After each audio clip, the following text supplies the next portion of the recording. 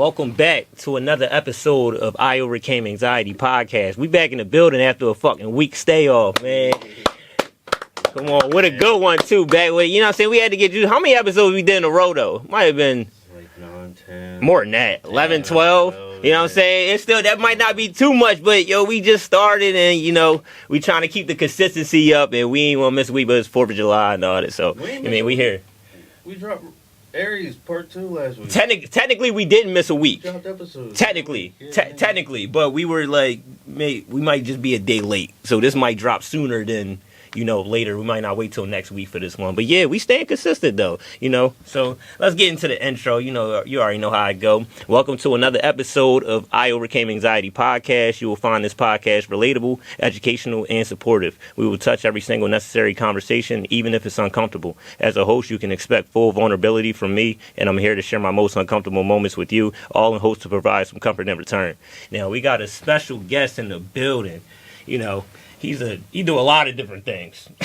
Like, you know, we can say music artist, therapist, social worker, like husband, you know what I'm saying? Cat dad. We can just father. He a father. I'm a dog dad, father. You know what I'm saying? You mean internal rhymes. Clap it up. We hype for this one. How you feeling today? Yo, I'm feeling great, man. Ever since I found out about this podcast that y'all are doing, like, I was super amped to be on it. And, you know, I know, like you guys were saying, you're the first, like, dozen or so episodes into it. But, yeah, as soon as I, like, saw Ro posting about, like, looking for new guests, like, I was super eager to hit him up. And then we all happened to be here, like, 2 weeks ago just actually cooking up music. Yeah. And that was when it solidified. And I've been amped to come on, man. So yes, sir. It's a good day. I'm happy to be here. These are my guys that I, like, this past year, I've been really linked in with everybody that runs out of this studio space, which is a lot more than who you see here. Yeah, for sure. And so, yeah, man, I'm excited to be here. Yeah, no, I'm excited too. Yeah, I'm definitely glad we was all together, you know, a couple weeks ago to, you know, discuss that, and then we was going back and forth, you know, on a gram, coordinate our schedules. I'm busy, you busy, we all busy. So I'm glad we got it done because a lot of times it'd be hard to get it done, you know, depending, you know, everybody, we all grown and we all, you know what I mean. So it's always, I'm super blessed when we actually like we locked in, we here. So I'm feeling good. Yeah, man. So I kind of want to take it back from the beginning. I'm sure you got an interesting story. I actually like stuff like this because I don't know too much. You know, we did a little bit of background before we got here, but I don't know too much, and I like that. So I'm going to be just as educated as the audience in real time. So I always prefer it that way, actually. But, yeah, man, what was, you know, your upbringing like? What was your household like? You know, how many siblings, how many, like, just give me a little bit of a picture of what was going on. What's your last name? Yeah, so my last name is Goldsmith. My name Goldsmith. is Jeremy Goldsmith. Yeah, what was the Goldsmith household? Yeah, like so my household was really unique growing up in that it was really small. I grew up, I'm originally from Cheltenham. For those who don't know, Cheltenham is like the first suburb in Montgomery County, right at the top of Broad Street. So I grew up like... You pronounce it Cheltenham? Yeah. I said it wrong the whole time. I'm just saying Cheltenham. But see, here's the thing. Even within Cheltenham, though, there's like a divide. So there's no... My right way is Cheltenham, but it doesn't like... Oh, it's like plenty of people from there say... Yeah, exactly. People from Cheltenham still say Cheltenham, so it's just however you learned it. But I got you. I learned it as Cheltenham. But anyway, so that's where I grew up. I'm from Glenside originally, and that's like, you know, maybe 10 minutes outside of Mount Airy, for those who know Philly a little better. Yeah. So, again, I grew up... Lil Dicky from up there? Yep, yeah. So Lil Dicky went to my high school. Shit. Yeah. So same year? Nah, so Dicky's older, and these days, like, I'm older, but Dicky is 6 years older than I was. Okay. So I never knew him in Dicky school. 37? I think so, yeah. Yeah, because I graduated 2012, he graduated 06. Yeah. So by the time I got to high school, that's when Dicky was like popping off, really. Right. And so I think when he was in high school, from what I heard, he was like kind of known as like a clown or whatever, you know, like Dicky. Yeah. I didn't mean to like make it about him. Go ahead. Yeah, no. But the long story short on that is he was 6 years older than me, so I never met him. We never were in school together, but I guess 2 years after he was out, I was there. Right. And but yeah, so I grew up in a very quiet household because it was just me and my mom. So I have no siblings. I've come to learn later in life that I have a couple of half siblings, but I haven't met them. We, you know, the long story short is that things just weren't good between my mom and my dad, so they broke up when or they officially divorced even when I was like a year old. So they got married. Yeah, they were married for a very brief time. They got married. I found this out later in life. They got married like while my mom was pregnant. I remember at one point like doing the math to figure out like, oh, my mom was pregnant when she got married. But yeah, then they were married for like maybe a year to 2 years, and then when I was about 1, at the very least they separated and they got divorced really quickly after.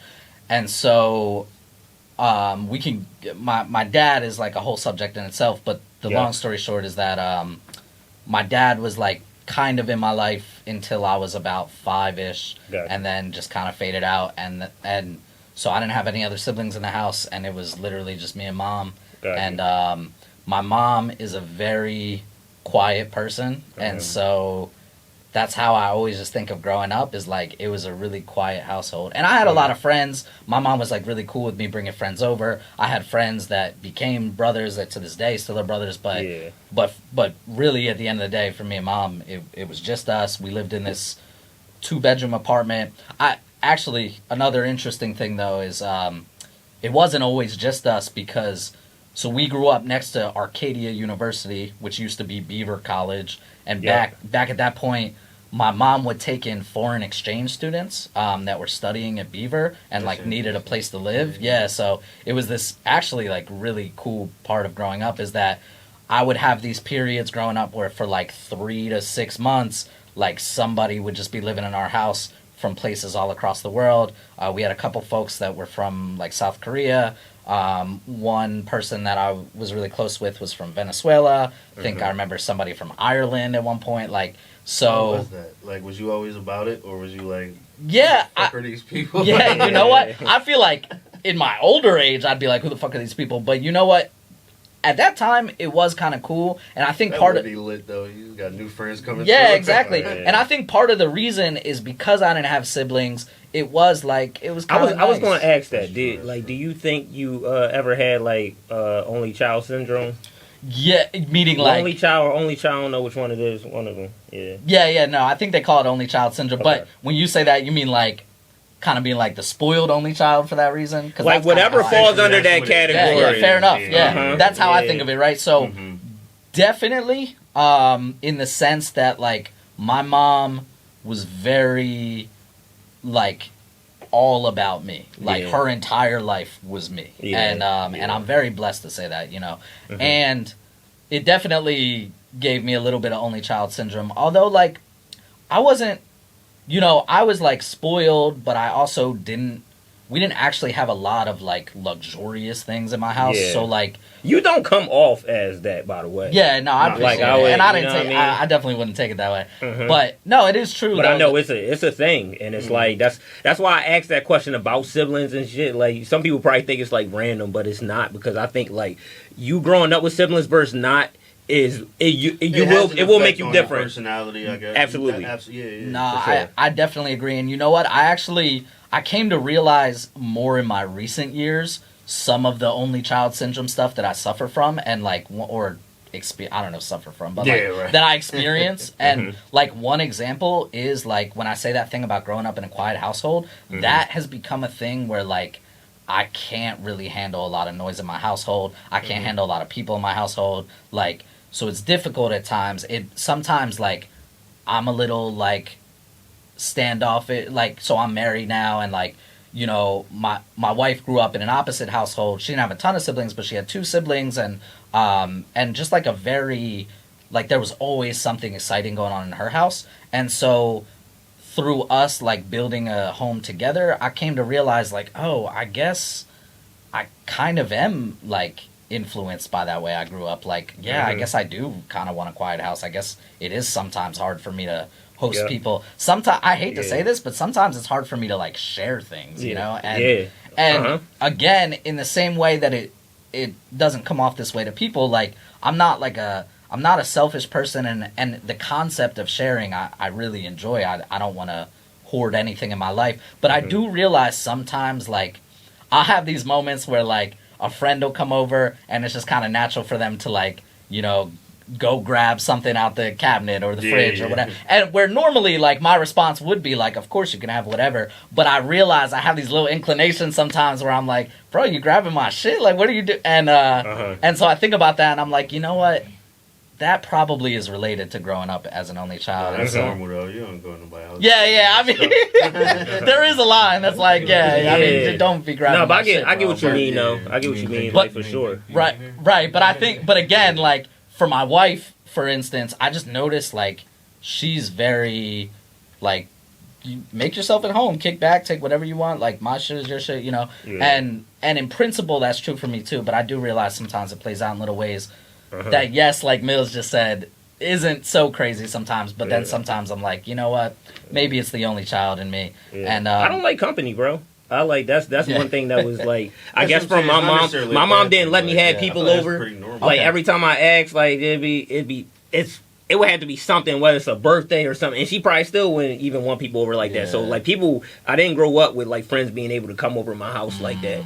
And now I really don't like company like at all. Like my homies, like I want to have a fight party for the Bud Crawford and Canelo fight, and like it's certain stuff where I want to have stuff, or like and even that it has to be around people that I really fuck with. Like when it comes to like my house is like, but I feel like it's because the way my mom kind of ran her household, like it wasn't nobody in our house. Take your shoes off type. So it's like the same type thing. It plays a part. And that's funny to say too, because my mom also kind of was that way, even though it was true that she had me have friends over, and I think for her, she was a good enough mother to know that, like, that was, and obviously I don't mean good enough, she's a great mother, but like in that context, she was good enough to understand that, like, this was really important for me, and so having my friends over was important. But the older I got, especially, she was a little off-put to having people over sometimes in the same way, to having company, and so I feel you. Like, I feel like I kind of learned that trait from her of, like, oh, maybe our house is, like, just our house. And every now and then we, like, plan it. That's how I feel like. And then other people was a revolving door. You know what I'm saying? Like, Gore, you pull up to his crib, like, the door open. Like, you know what I mean? But it's, you know, different stroke for different folks. Yeah, exactly. So I got to learn, you know, that was, like, a learning thing for me, though, is, like, I learned to understand that other people do have, like, a different perspective on that, and that I grew up going to a lot of houses where it was different than that, where, like, you didn't need to you didn't need to be invited, you were coming over. But yeah, definitely I agree with the general thing you said, Ro, that, like, when you ask people about their siblings, like, I came to understand that too, that it actually does. It really does impact you, however you grew up. Because you know, like, why? Because really it's like, to me, I think that's your first time, like, socializing, and like socializing is probably the most important thing in life. Like, in my head, if you have siblings, so you kind of learn, like me and my brother grew up in the same household. We 3 years apart, so he was a little older, but we grew up out playing around him, interacting with him, knowing not what to say to a person. This can hurt this person feel like all that little stuff you find in the same household within your same parents. They kind of see the interaction between you and your siblings, and they can kind of mediate. You know what I'm saying? And then that's how you learn how to, you know, deal with people on the outside, where it's the same thing, because they just like people. But when you don't have that, sometimes, you know, you kind of like doing a trial run every time, and then you notice, like, oh shit, like, am I like the drawing one? Like, some people pick it up later on. Like, I've had friends, like, which I definitely think I've noticed, like, yo, it was a little difference that I think it hindered them slightly, that they didn't have siblings, and they had certain characteristics and, like, you know, certain actions they would do, and that would really show it. You know, another example I can think of is, like, I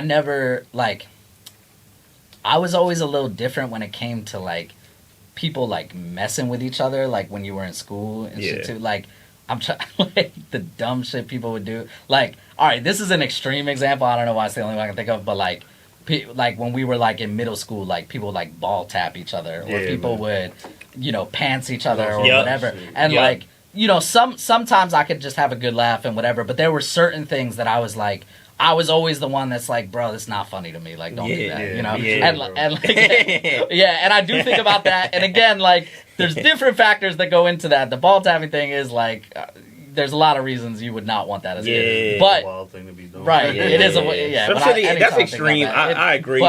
But there were smaller versions of that too, of like, you know, kind of if you're just a friend picking on your friend or whatever, and where I kind of came to realize like, oh yeah, that's something that I didn't experience a lot with siblings. You know, when you have siblings, they're like constantly messing with each other. Yeah. And so I definitely didn't grow up with that as much. And so sometimes it made that a little hard for me. And I was still always socially, you know, I think on the other side of that, because I didn't have siblings, I was very into being social. I really wanted to make friends. I was going to say that, like, you seem like it now, but obviously I didn't know the child you. So, like, some people are not social as kids, and then they grow up to be social butterflies. So, I was curious about that. Yeah, so I definitely, and even from a young age, I learned to be social really quickly. But, yeah, again, just, like, sometimes the sibling type of messing with you, like, didn't sit with me as well, because I was like, I don't... Do you think socializing is like genetics? I definitely... You said your mom was quiet. My mom was But quiet. I don't think you spoke on whether she interacted with friends as much. I know it was you, the dad's not in the picture like that, but did you see, like... Yeah, it's a good question. I mean, honestly, do I think it's genetic in general? Definitely. I mean, I think it's a lot, but I definitely think genetics would be Plays a relevant. part, yeah. But when it comes to my mom specifically, she had friends, she was social, but she was far less social than I was. She just more so had a few close connected people, which was like a healthy adult, what most people her age probably were doing. But as a kid especially, I was very social butterfly, like had a million friends. And I still in some ways am that way, like I'm connected to a lot of people. My mom was not that way, so I don't know exactly where that came from for me. I do assume some genetics have a play, but I assume by circumstance too. You know, my mom, on the other hand, actually grew up with a handful of siblings. She was one of 5, and so I don't think she had that thing where she was like, I have to go make friends as a kid. She also moved around a lot as a kid. I had the privilege of like being in the same neighborhood for most of my upbringing, and so I just made a lot of friends, and I wanted to, and it was important for me to make a lot of friends because I didn't have siblings. So, sometimes it has the opposite effect. Like, for example, my girl, right, she completely, like, not social like that. Like, she can be, but she prefers to just not. But according to her, her thing is that, like, she feels like she has been done wrong by so many people. So she has so many friends grow up, and these people, I think the environment, like, she grew up in South Philly, like, around, like, I feel like half the people grew up to be crackheads. I'm like, I don't think you really had a good trial run to be judging, like, but I tell her that. But it's funny, like, how she is, because that's pretty much her excuse for it. Because I'm like, you're not a weirdo, like, you're not a whole conversations. Like, people even like to be around you. People at work invite you to shit, and you just be like, nah. But she just be like, I'm cool off people. This motherfucker done stabbed me in the back. This motherfucker, she kind of just scarred from that, and now she, like, just, that makes sense, you know, bro. I wouldn't. Well, also, too. Too many people do you dirty. You're like, I don't need no new friends, because then it's new opportunity. You know what I mean? Exactly. Also, this too, she said this, and I thought it was interesting that. So her dad was super like strict and didn't allow her to pretty much have like do anything. So did like certain friends. I mean, some of her friends can go to like movies and or go to the park and her dad's like, nah, you can't go here by yourself. Like just kind of like you can't do this, you can't do that while everybody else can. So she felt like she seen all of her friends will come up and ask, oh, can Laura come out and play? And then it's like, nah. And then and then now your friends is looking at you like, don't even invite her because we already know her dad not gonna say it. She said that shit kind of really played a crazy factor in her head too, that like, yo, I was like that as kids, I couldn't do shit. Then I got old enough, and then now I can do shit, but then I felt like I missed it all, and people doing different shit. We older now, it ain't the same. Like, so I guess it stripped up your childhood a little bit. I just sorry to go off track, but like that's a good point. I just felt like it's an important part to make. But you had kind of like mental health problems as a kid at all? Yeah. So I didn't go into it, but I gave Roe and Mills just a tiny bit of background on this as we talked about getting prepared for the podcast. So specifically anxiety, I dealt with like really severely as a child. And I mean, always could be more severe cases. Did you know what it was then? I learned really quickly. And one of the reasons is because my mom was always really in tune with her mental health. Not to, I mean, she always struggled with her mental health, which I think is why she was very aware of it. She wasn't afraid to get help for it. Yeah. I'm lucky that I grew up in a family. I mean, I didn't know. You were picking up on this stuff, like at a young age, like seeing your mom like have. Actually, yeah. Smart, so yeah, I'll come back to me in a second, but that's a really good question. I didn't know my parents had any. My dad told me later on when I had anxiety that, you know, like I used to have panic. I never knew they hit it well. So yeah. No, I definitely with my mom. Okay, so I'll jump back and forth, but the story I'll come back to is my anxiety problems started when I was about 6 or 7. So I don't know that young if I was so in tune with my mom's mental health, but definitely very shortly after I became aware. And for my mom, she was really depressed. And the reason I became aware is because my mom would sleep all the time.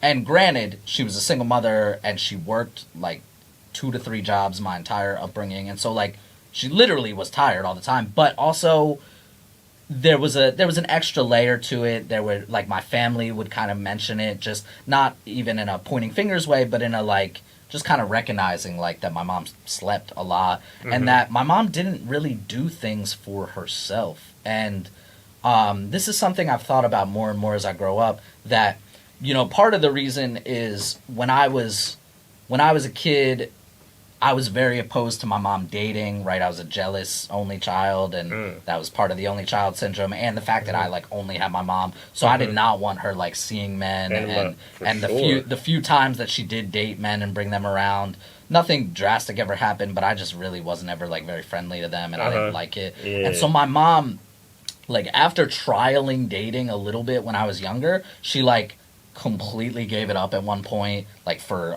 like, I would guess from the time I was like 10 to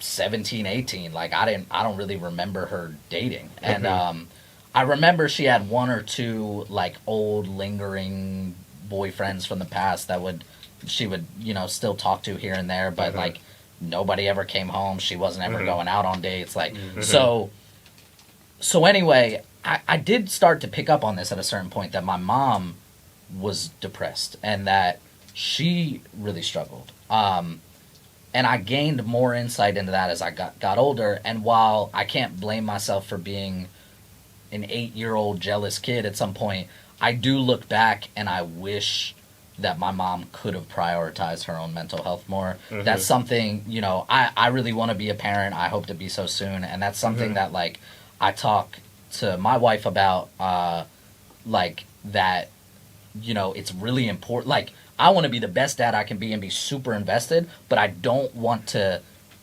do what my mom did in the sense of self-sacrifice. I agree completely. Like lose yourself in and I'm big on this because I see it in real time. Yeah. Like my girl has a kid, so I see it in real time, and just like you explaining, like everything, your mom was all about you.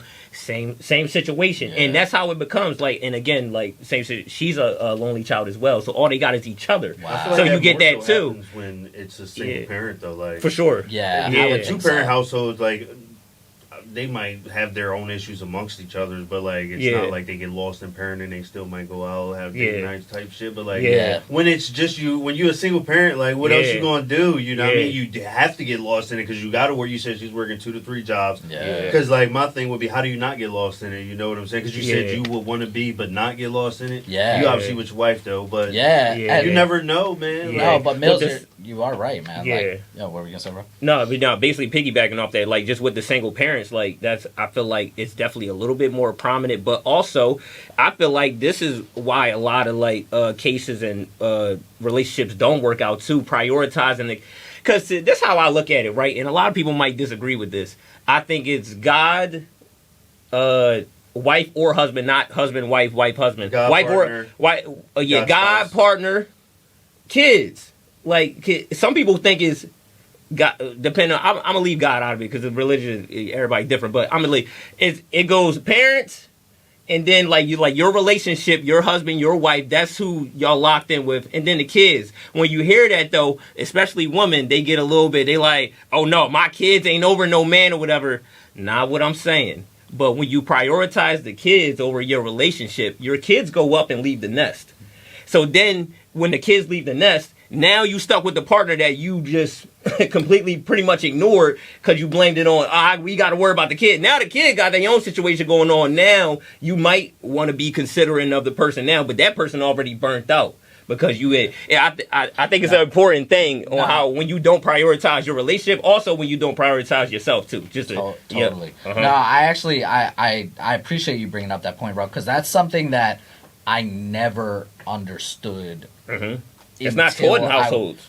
And then especially in the household I'm describing, where my mom, it was very clear that I was her number one priority, and I wouldn't change that for the world. I'm so grateful I had that. Absolutely. And so when I'm in my more recent years, and I've heard people say exactly what Ro just said, right? Like even and bringing the God part or not, like I've heard people give that exact kind of hierarchy of it, and it always was kind of hard for me to sit with that, right? Like, how is my kid not going to be my priority? And so I would say in my language, it's still hard for me to kind of verbalize that sometimes because I'm thinking like how my mom raised me. Right. But the principle of what that is so true that it's like you can't throw your relationship with your significant other, your spouse or yourself out the window for the same reason I'm bringing it back to with my mom. Or when you are in a marriage, I hope that me and my wife, and I expect to be married to my wife forever. Yeah. And so that's something I wasn't ever formally taught that or showed that, and now I'm trying to piece that together myself of like, how do I always prioritize my wife, but also prioritize my children and not just sacrifice my marriage for the child because of exactly what you're saying, right? Because that's also not going to be healthy for them to see. Like exactly, and that's the point of it. It's so your kids see the example. They supposed to look at mom and dad like king and queen. So when they go find their partner, they like, yo, this how my household was. My mom treated my dad like a king. My dad treated my mom like a king. And it's like, vice versa. And then that's what the kids grow up and see. That's what they do. And then so on and so forth. But then when you break it up, be like, it's all about the kid. And then the relationship is messed up. Now they bringing that to another family, then starting another broken family, then another, like, I have a huge problem with people who don't, I ain't gonna lie. Like, I have a huge problem with people who don't get it. And I know they not taught. And, my girl wasn't taught either. And we had a conversation. She was like, yo, my dad was not like that. My dad was more so, or no, she said her mom wasn't like that. She said her mom was like all about her. And their relationship did not, work out. She was like, I definitely think that did hurt the marriage. My mom cared about us, the kids, and I don't think she really gave a fuck to care what, like, no, to be honest, because you burnt out. Having kids is a lot, like, and their kids are a lot, and, people get burnt out, and at the end of the day, you feel like you just don't got the energy and got the time to do the same things that you did in your relationship before a kid was involved. So it's tough, and it's not also always intentional, but it's important for people to understand that, to, create that lineage of like just non-broken families, I would say. Totally. Yeah. So anyway, so that's kind of that's the part of how I witnessed this happening with my own mom. And then with my own issues, so when I was around 6 or 7, I started experiencing really heightened anxiety. This one example that I can remember interestingly is like after 9/11 happened, right? Which like we're at an interesting age of that because we were all in school in early school, right? And that was a really big event in the way that it happened and like the way we were delivered the news as young children and stuff. And so I was in school. Yeah, me too. What grade were y'all? Or I don't know. I was in kindergarten. Okay, damn, I'm older than y'all. I was third grade, second grade. Yeah. Okay, y'all graduated 2013. 14, 15. All right. So anyway, 12, but I was in second grade. I'm pretty sure. And and anyway, so I remember the story of how I was given the news 9/11 or whatever, and went home and I just remember after that, like I would have these. I'd have these like really big fears of like I was gonna be home alone at night and either like a giant terror attack was gonna happen or somebody was just gonna like literally break into my home and like harm me and my mom, and I would just like things like that would start to keep me up at night in a way that was like, obviously any of us that had experienced 9/11, it was natural for a child to have anxious reactions to it. But there was some point where it crossed the line where it was clear to my mom that like I wasn't doing well, and that the anxiety I had was too high. Mm-hmm. And so I can remember going to the first therapist I ever saw at 7 years old, and for anxiety, and and it was this really cool guy. I can remember his name was Shane, and if you're out there somewhere, I hope we can connect one day. But Shout out Shane, man, and Shane, and it's really now that I do therapy, which we'll get into, I always think about how he navigated this, and my therapy. Well, I shouldn't put it in quotes. It was therapy. My therapy though was like we would like toss a football and talk. And it was genius because it would make me excited to go, especially because like I would love that. Yeah, if I did literally. That. Yeah, and especially because at that time I was like freshly missing my dad. I was like only a couple years into not seeing him anymore, and so to have this like male figure to toss a football with, or there was like this basketball hoop next to the therapy building, and sometimes we'd just sneak over there and we'd play basketball, and again we'd like, to me, it only felt like we were playing basketball, but I remember like it was more than that. And then he would have like games that I would still see versions of now as a therapist, like where it's like a board game, but there's questions and you talk about your feelings, and so yeah. Money. We did an episode with A Money, and we were talking about like therapy. He deals with like epilepsy and a lot of other stuff.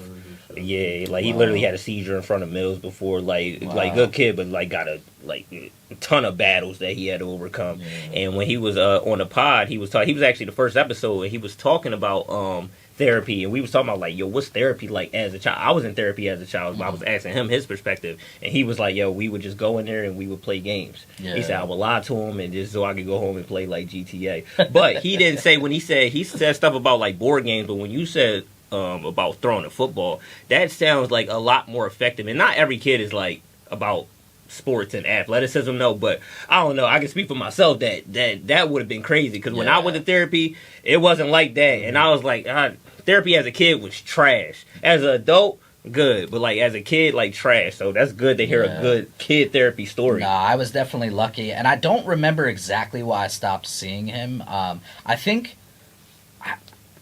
I vaguely remember that like I might have just had a gap in therapy. Like I might have seen him for a little while and then maybe been a little more stable, and then I think I went to therapy again when I was like, I don't know, maybe 10 or something, and that actually, then I remember it being similar to the way Rose describing, where I didn't hate it, but I remember the next couple of people that I ever saw, like I just didn't really, it wasn't my thing. I didn't connect with them as much. You're totally right. Like that throwing the football and talking was like exactly what I needed as a kid. I opened up. Yeah, totally. And so kind of the saga of it is like I started going, I was like 7. I think at that time, I can't remember if I was like put on medication that early, although I think I did take some level of anxiety medication as a kid. That didn't stay for my whole childhood, but I think in the beginning I took some medication.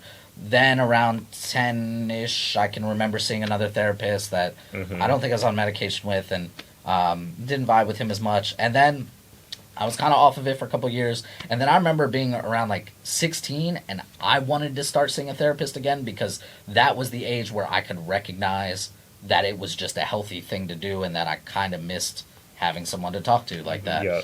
And so when I was 16, I started seeing this therapist. I think his name is Michael. Shout out Michael. And we didn't 100% connect, but definitely more. And I probably saw him for a year or two. And then when I was 17, so I didn't tell these guys this before the pod, but so I started experiencing these different types of symptoms. That there's a very long story to it, but it ended up that I went to a therapist and I ended up being diagnosed with OCD, obsessive compulsive disorder. And so I still wear that diagnosis pretty loudly because it's still pretty relevant. Is that like a vague like thing? Like, what does OCD fall under? A lot of people throw that out there, you know what I'm saying? I got OCD. Disorder. OCD about cleaning, OCD about that, like, you know what I'm saying? So yeah, okay. so no, it's a great question, Ro, and Mills's answer was right, that it's an anxiety disorder. But it's a great question because OCD is probably one of the most misunderstood diagnoses. I think bipolar disorder is kind of like that too, but OCD is like this because we only think of it in the pop culture context of it means I have to have my house clean, I can't leave a dish in the sink, I can't. And I think people don't use it literal all the time. Like, they're just saying like, motherfuckers, like I'm OCD, like I'm so OCD. That's what I'm talking about. It's pop culture. Exactly. That's what I'm talking about. Yep. And so, it's trendy. And so exactly. And so every diagnosis has some version of, anxiety has that too, right? Where some people say like, well, we all do have anxiety, so I guess you could say I have anxiety, but like a surface level form of it. Like people still kind of overuse in a way that saturates it. But OCD is interesting because through being diagnosed, I learned more about it, that it can manifest in a number of ways, including there can be compulsions that people have about cleaning, so that can be a very real thing. But the main way I understand it is that it's an anxiety disorder that comes with obsession and compulsion, which is why it's called obsessive compulsive. And so obsession means something like something that your mind is caught on obsessively and getting anxious over. That can manifest in a lot of different ways. It can be like rumination, where you are constantly overthinking something, which also crosses over into like a lot of other anxiety disorders have rumination, right? The thing that makes OCD kind of unique is usually that compulsion factor, which means in order to diminish the anxiety, you compulsively have to do something that is logically completely unrelated. And so like one example could be,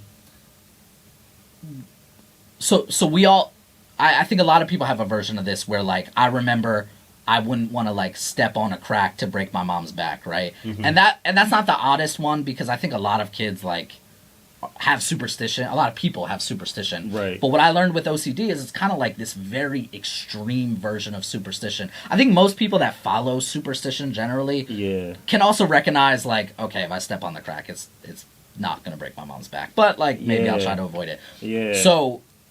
So with my version of OCD, what it became is compulsive prayer.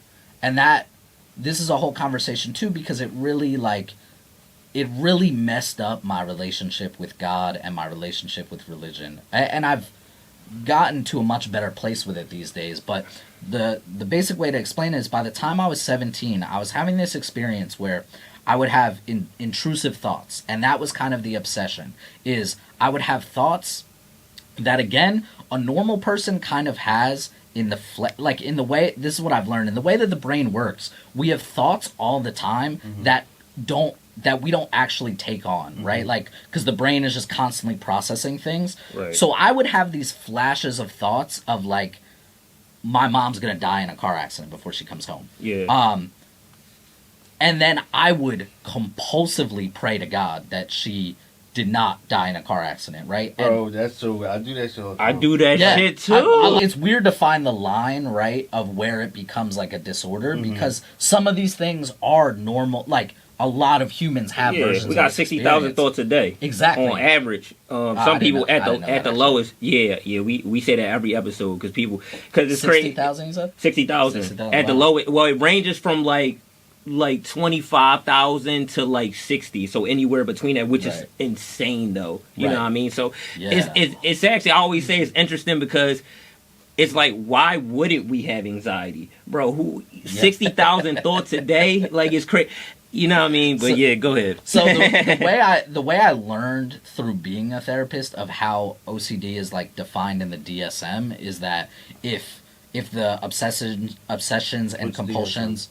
That's a good question. The DSM is the Diagnostic Statistical Manual, or Statistic Manual, and it's basically the standard of how mental health conditions are diagnosed. If you go to a therapist or psychiatrist, this is like the standard book. Is it like a chart, or you said it's a book? Yeah, it's a very long book that breaks it down section by section. So it has anxiety disorders, mood disorders, which is like depression, bipolar, psychotic disorders, which is like schizophrenia, and a number of others.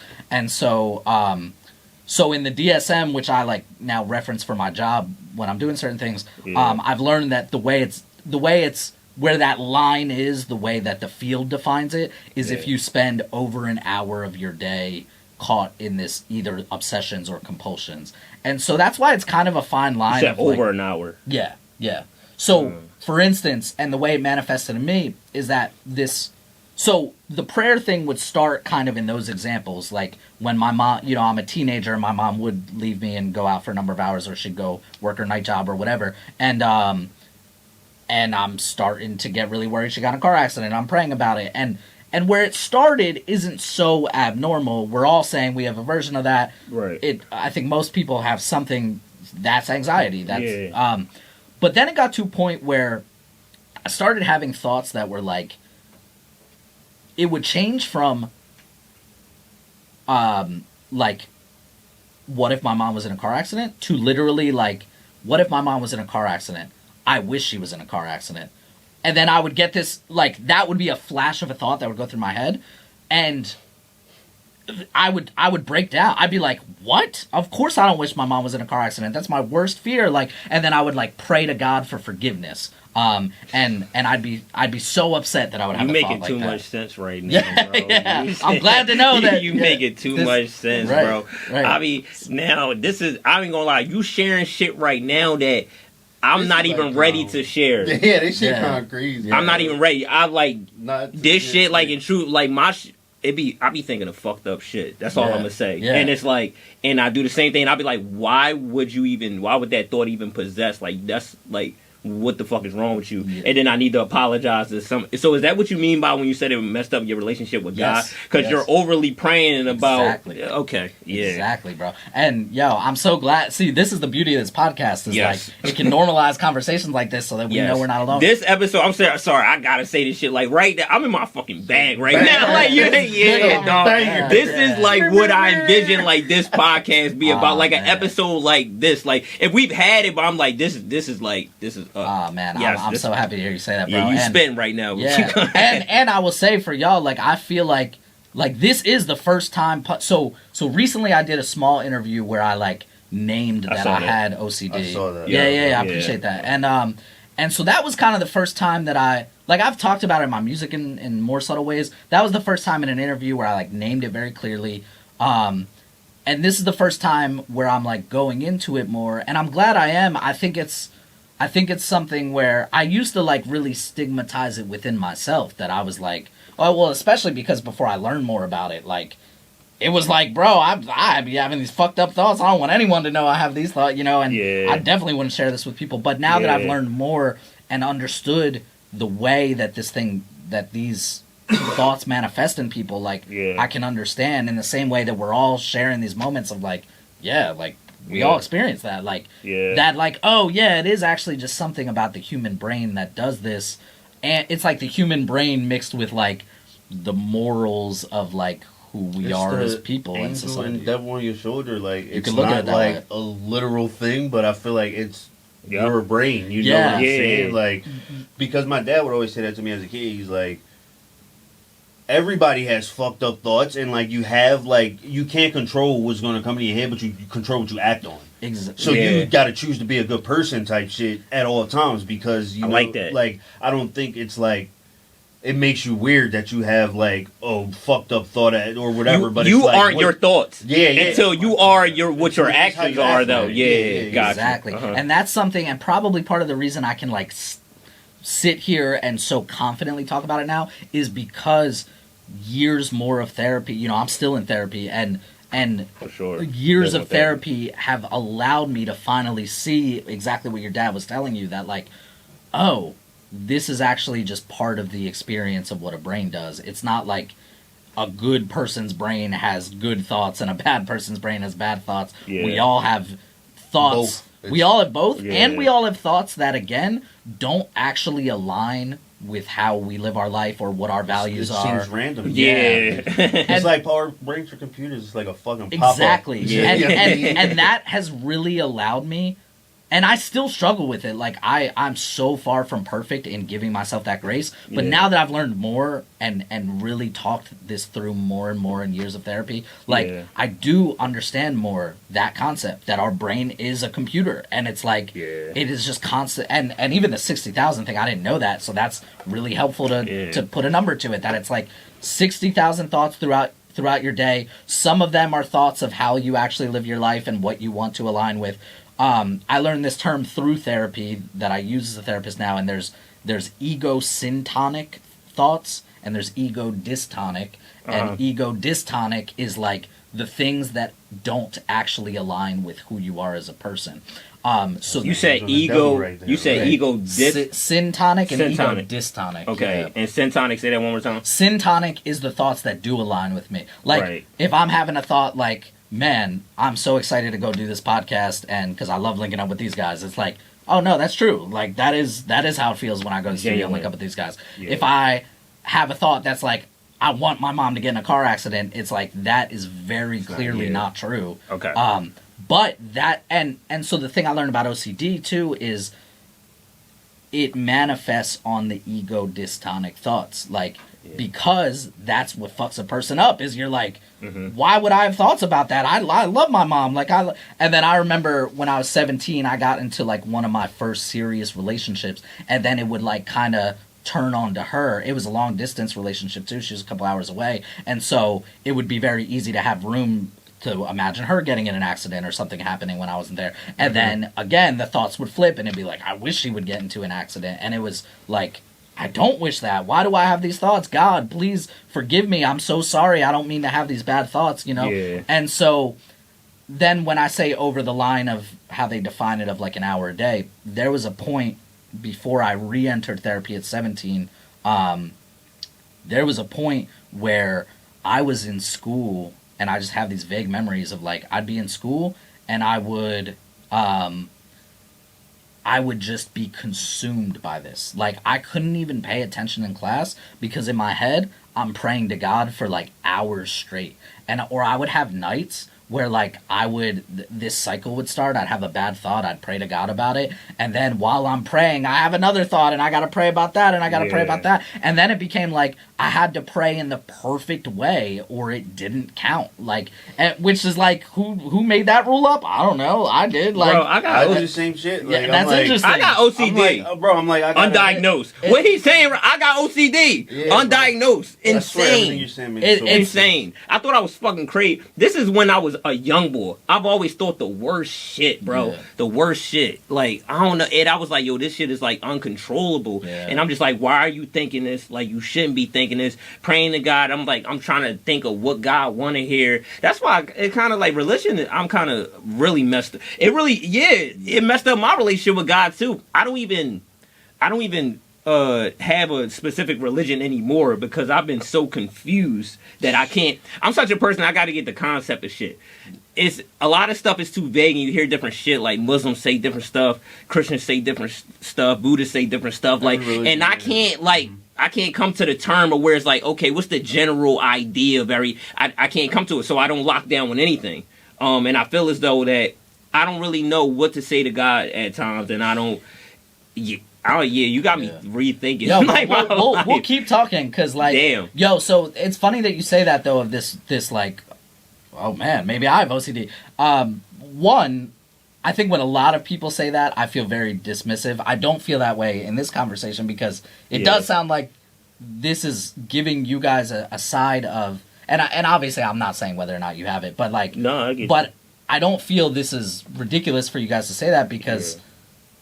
This is the same. So, I guess what I was going to say is, so when I was 17, my best friend, who's still my best friend to this day, has OCD, and he's had it since he was, I think he was diagnosed like as a really early child, like probably 7 or something, and his OCD manifests in a lot different ways. He does not deal with this like God complex or the praying to God complex. He doesn't deal with. He has a bad thought and he has to do something about it. I won't go into his business too much, but it manifests very differently for him.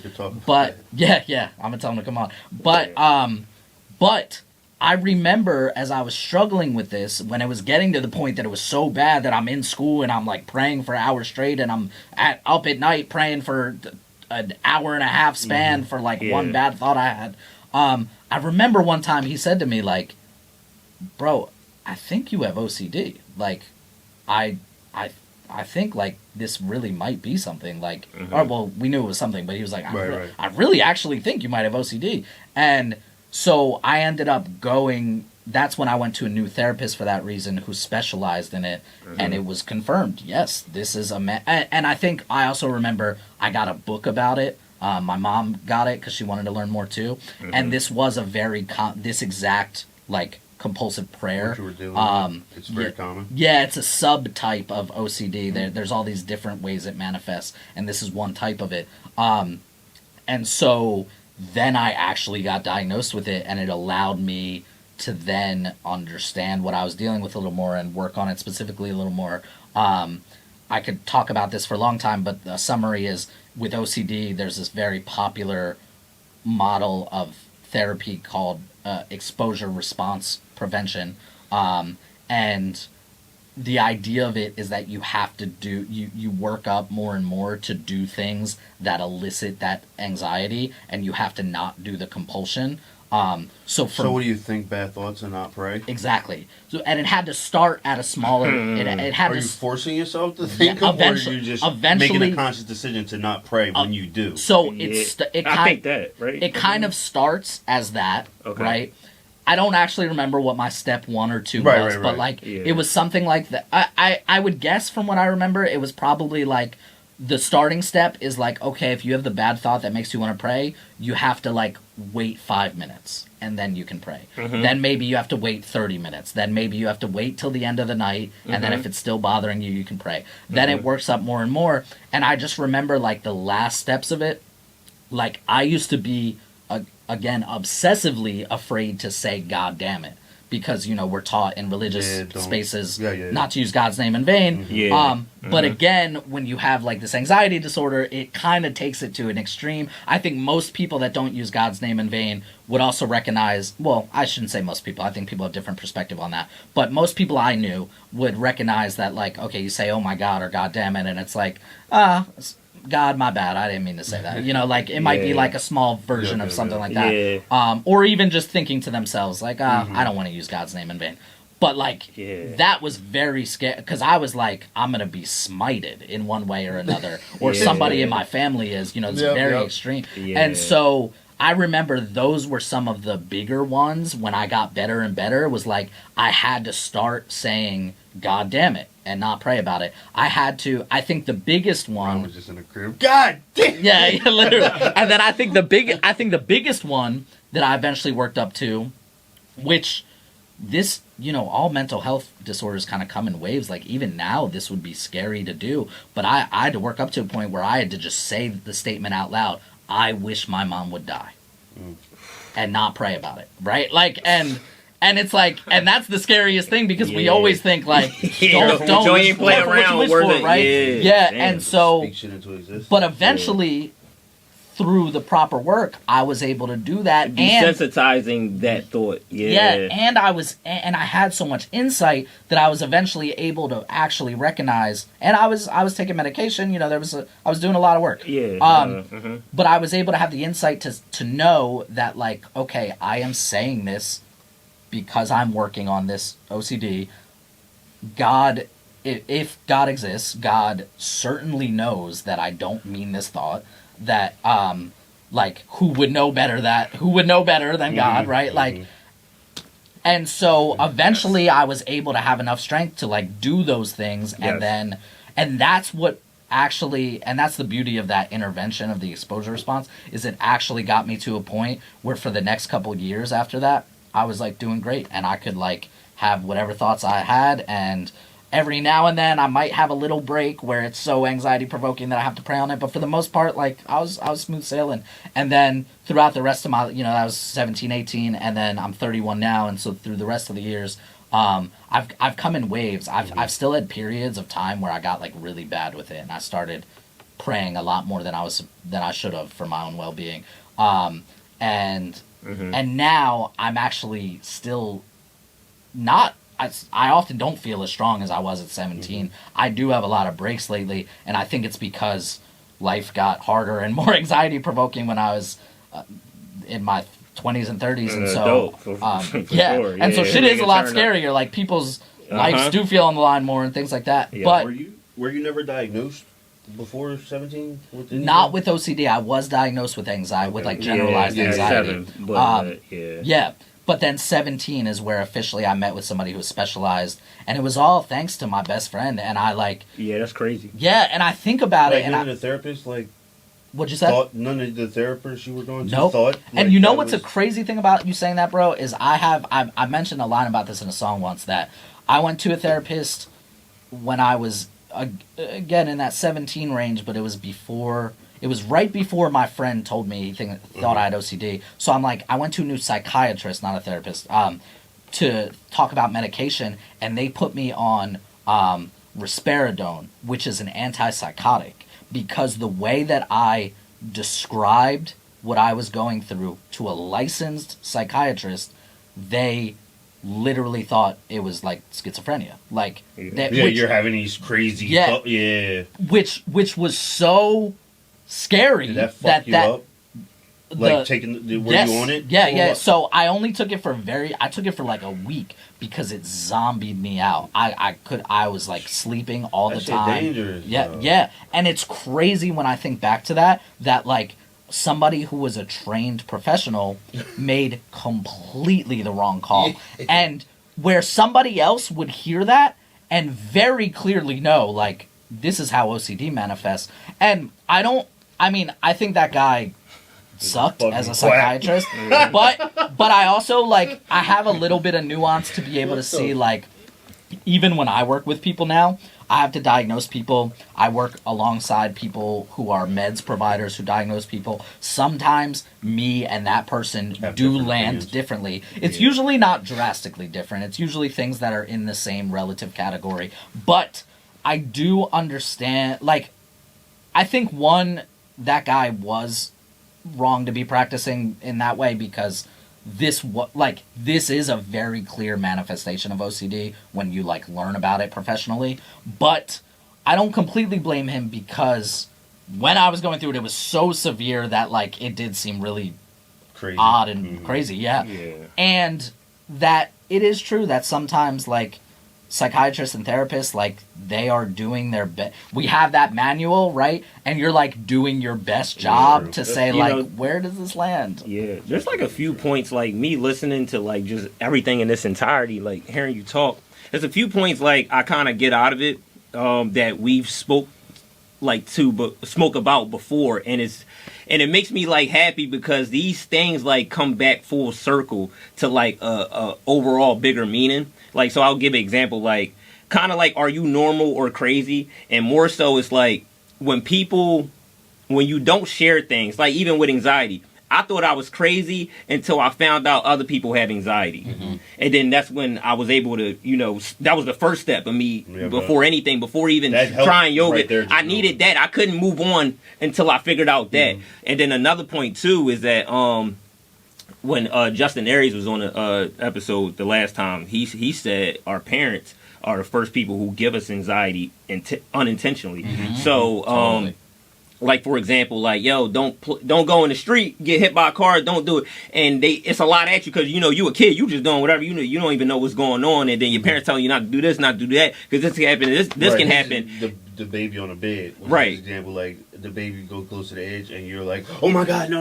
Right. And then they get scared because of your reaction. Yeah. As opposed to maybe they wouldn't went over the edge, and they might just be fine type. Yeah. You know what I mean? But now you put that scare in them. You know what I mean? And not saying that, like, oh, every parent that does that did a bad job or whatever, but it's just kind of like that, going back to another point, like, life contradicts itself. Some shit is like, okay, yes, you have to do things, but if you do it too much, it can hinder you, or if you do too less of it, it can hinder you too. And you gotta like keep that happy medium and that balance always with everything in life. Like, it's crazy. Yeah, and the interesting thing is that it's totally true about our parents, like, instilling that in us. And when I think back to the way I was raised by my mom, because my mom often couldn't soothe the anxiety that I was going through, her answer, that was not wrong of her to bring in, was talking about praying to God. We would have times where we would pray to God together. She, I remember, she got me a coin when I was young. This was before you heard her? obsession with praying? Totally, yeah. This was early. This was much earlier. Yeah, this was like when I was like 7 to 10, going through the first. Played a factor for yeah, you, you think? and so it wasn't ever wrong that my mom brought this in, but it was an interesting thing of how it manifested, where she would bring in that, like, you know, the answer to your anxiety is like pray to God, or if we don't want something bad to happen, we pray to God, right? But that second part is where it got a little misconstrued, and I think everybody who has a relationship with God has their own landing on this, that the line between God's will and free will, right? And I got it. And it wasn't just my mom. I grew up like pretty involved in the Jewish space, where we talk about, like, during the Jewish New Year, we talk about the Book of Life and how God, like, writes the Book of Life within these 10 days between these two holidays, and for the next year the Book of Life is sealed, and whoever, like, was meant to live lives, whoever was meant to die dies. And that manifested in a very scary way for me too, and all of these things came to be where, like, basically I got so scared that if I didn't want something to happen, I had to pray for it, right? Whereas I think there's no direct line, but I think a healthy relationship with somebody who believes in God but also doesn't go over the line with it is, like, recognizing that sometimes they might want to pray to God for someone's illness or their own strength or bad or war in the world or violence and destruction or whatever. But it translated at one point where it was like, if I don't pray about this, the bad thing's going to happen. And it translated in this way where it was so magical, where somehow I had the power, right? Where it was like, it didn't matter if Millsy prayed about, like, wanting, like, violence to stop. Whether Jeremy prays about it or not is going to be the deciding factor, which was like this. So it just built more and more and more. And thank God I eventually got help, because something had to slow that down, or I was just getting more and more, like, out of touch with the reality of the world. You care what people think? Yo, I heard. So I said, I said I was watching you ain't getting away from it. Yeah. No, I said I was watching the Who's Tie episode on the way over, and you asked that early on, and I literally thought about to myself, how would I answer that question? Or if Ro asked me, how would I answer it? I would say everybody. Ain't nobody getting off the hook with that question. It's a good one to bring to this. I love people's answers. So I'll give you my honest answer, and the honest answer is, unfortunately, I do way too much. And I loved the conversation between you and Ty, because it became like, you know, I think Ty said something about, like, I eventually learned not to give a fuck, but also, like, as musicians, it's hard because we do have to, like, people's opinion does matter on our success. Sport. But to this day, I am very actively working on detaching myself from what people think as much. And I don't want to be at zero. I do think the musician thing is relevant. I think in order to be in tune, to be empathetic, to be in tune with people's feelings, you gotta, like, care what they think to some degree. But something I've struggled with my whole life, that my mom also struggled with, and from a young age, I remember she would always tell me this thing about, like, you know, we're really sensitive people, and unfortunately part of being really sensitive is that you care too much about what people think. And I've brought that up in therapy, and my therapist kind of gives some reframing and pushback on why that was, like, not a healthy lesson. But that's still the thing I struggle with. But I will say I'm very actively working on it. I'm better at it than I once was. But I do find myself getting too invested in what other people think.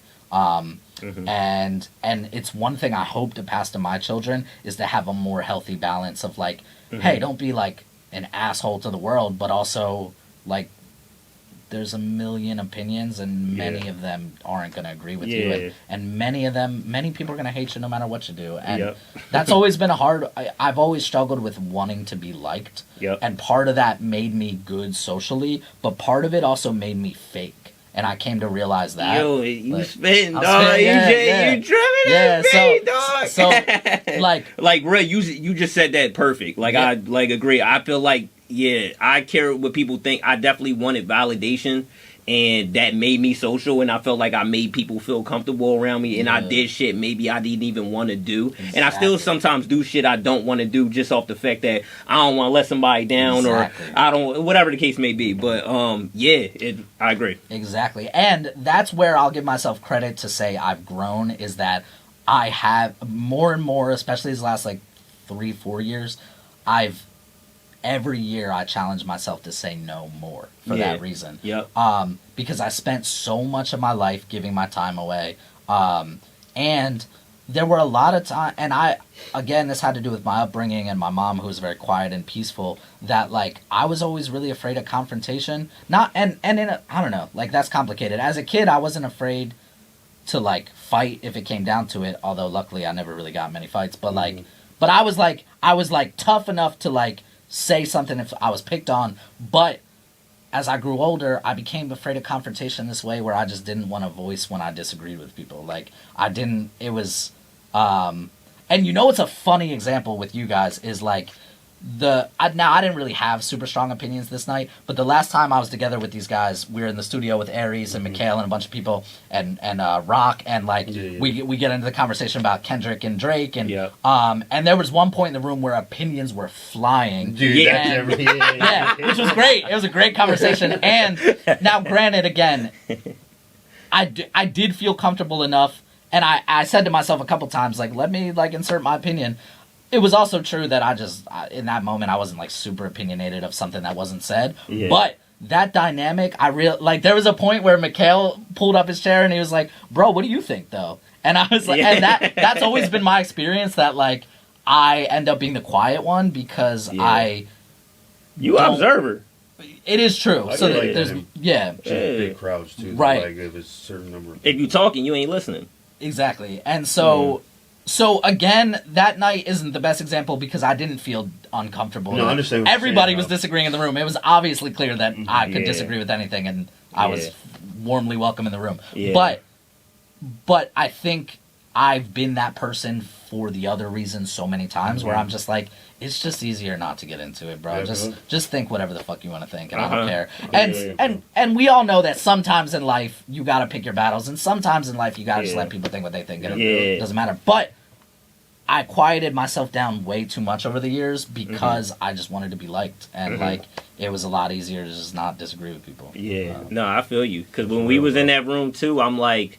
That's why when I would say certain shit, I'm like, y'all hope and turn around don't think of fucking... But I'm like, I'm in my bag right now. And when we around the people, like, everybody is strong opinionated. Squid strong opinionated. Maddie strong opinionated. Rock strong opinionated. Mills, you pretty, like, firm on what the fuck you think. I'm pretty firm on what the fuck I think on shit. And we call each other out, but it's respectful, like, to certain... And sometimes it made, like, some...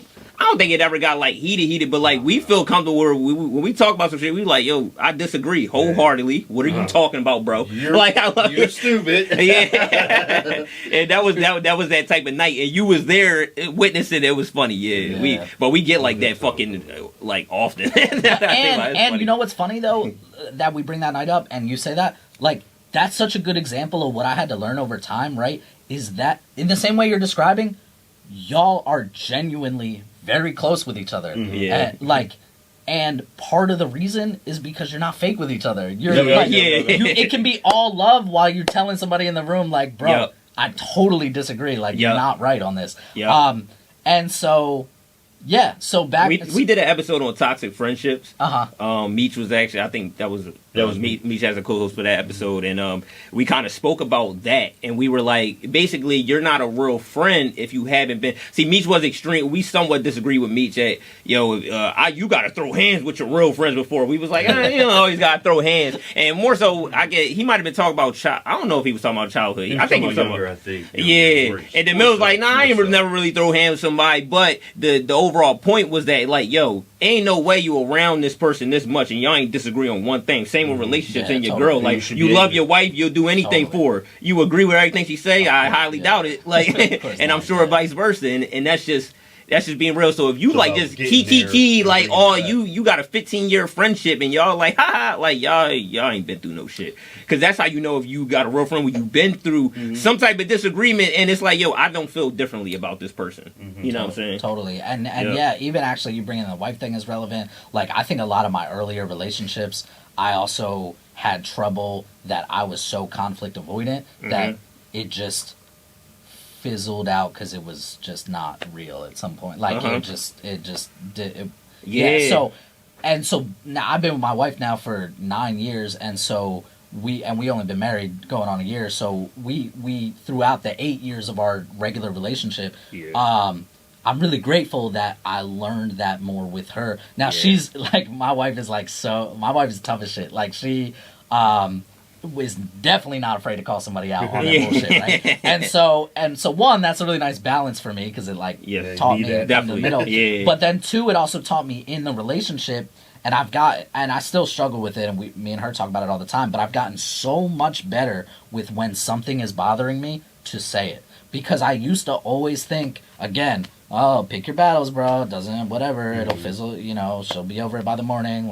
I'll be over it by the morning. It doesn't matter. But what ended up happening is that what happens to everyone when they do this is I would just stuff it inside and then build resentment, exactly. And then eventually we'd have an argument about something else, and I would be pulling in on all the old shit. What about and then like that was 5 months ago, literally, and she'd be like, and she was right, where she would say like, that's really unfair that you're gonna like bring in a bunch of shit that you could have said in the moment, and that's real. So I really try, especially with her, but then also with my friends now, and with my like music associates or whatever, like people I do business with, like I really try to just be myself and say I disagree and say because I also learned that like life is better that way. Like it's fucking sucks. You feed out the dumb shit. Like when you speak the truth and then you around a person and then that person give you a hard time and then you see, okay, now you see where it's at. And everything don't gotta be beef. Like we adults. Like I'm saying, I don't have to fight you, I don't have to hate you, none of that shit. But some people, we not meant to be around everybody. You're not meant to be cool with everybody. People got different, like I said, different upbringings, different, you know what I'm saying, the way they think, genetics, different, like a whole bunch of shit. Like we just all different. And I think that's the beauty of life, like just with everything, just race too. Like most people date with inside their own race, contrary to what people think and see. Like statistically, people marry, black people are mostly marrying black people, white people are mostly marrying white people, Asian people are mostly marrying Asian people. But I always think the beauty like of just having these different cultures and shit, like I love being black, but like I don't think I would want to live on earth with just black people. Like, you know what I'm saying? Like, I've met so many different people that's, like, cool. And it's nice just learning about different shit. Learning about Asian culture and shit. You got an Asian friend that's cool as shit, but he could teach you about different shit. And you can teach him about different shit. And then that give you different inspirations to maybe create different things and stuff like that. So, I always think that shit is a beauty. But, bro, we going to have to do a part 2. Yeah, I'm feeling it too. I ain't even getting. I didn't get the 60% of like what, but it's still a banger. This is the part 2. To fucking try to find a spot to talk about the. No, but I didn't want to stop him because I'm like he's talking way too good about exporting shit. Like, I didn't expect to talk about any of this today either. But neither did I. Yeah. Not to say. I mean, I expected to talk about like childhood anxiety a little bit. Yeah. But you're right, man. It's just all coming out, and especially like we all just have a lot to share here together. So I'm definitely down for part 2. I agree. It's so fun. I thought the whole interview was gonna be like, what is it being a rapper and a therapist, right? Yeah, right. But it is true that before we get to any of that, all of this was what came before it. So. Yeah, nah. I ain't gonna say I don't give a fuck about that, but I have a bunch of artists on here, and I talk about your music, but I'm like, I think you talking about this is a lot more interesting, and then people will they'll understand your music from watching this. They'll go check out a song and they like, I get where you're coming from type shit. All right, man. Listen, we gonna have definitely a part 2. This was crazy. Like if you stay to the end right now, you understand how crazy this episode was. Like he talked about some shit that I really don't hear. I've been in the mental health space like I would say as a content creator, no, I'm not a therapist. No, I'm not. But I've been around the block and I'm like got relationships with people who are therapists, people who are, and especially on social media, who got way bigger followings than me, and they don't talk about this shit. I tell you right now, they making content that is like more so user friendly.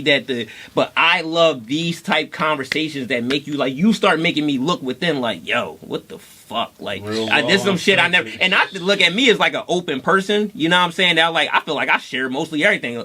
There's some shit you share I wasn't ready to share yet. You know what? Yeah, no, bro, that was brave. Yeah. I appreciate you for that. Yeah, and you just like helped me out. Like I feel like a weight was lifted off my shoulder because, like I said, are you normal or are you crazy? For the longest time, I didn't want to share some shit because once you deem this crazy, it's like a rap. If I share some shit and I'm like thinking either you gonna be like, yo, nah, I do the same shit, or either you gonna be like, yo, nah, this boy tripping. Yeah, right, maybe you need to see. I was always scared to be deemed as crazy. You know what I'm saying? I don't want to be. I want to be normal. You know what I'm saying? But yeah, yeah. Crazy. This'll.